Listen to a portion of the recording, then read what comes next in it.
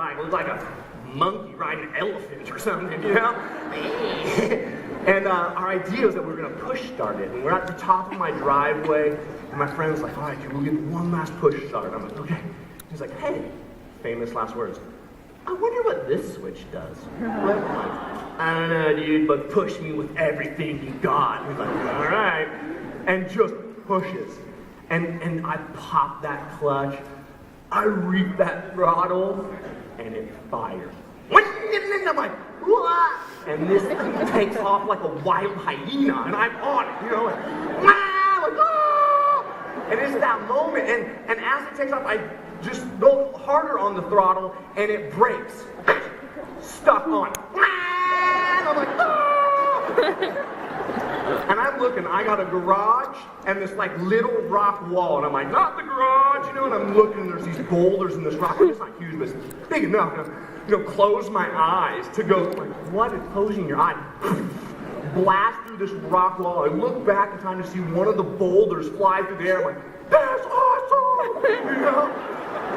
And then I realize I'm going across the yard towards the 100-foot cliff that we live on top of, that goes right down to the rocky beach of the ocean. And I have that, like, you know when time like slows down, it's like, oh no. And I like hear my dad's voice in the back of my head. You'll kill yourself on that thing. He's right, you know. And I have that split-second decision, like, what am I gonna do? I'm like, should I ditch the bike? No way! I waited my whole life for this thing! And so I lean with everything I got. And I mean, it was like, I felt like I was a professional supercross racing.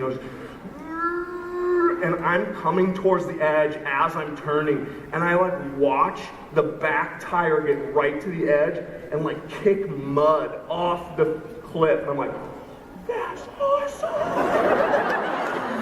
And the throttle's still stuck. I'm like, I made it. And I look, and now I'm heading for like this garden that was like a raised garden.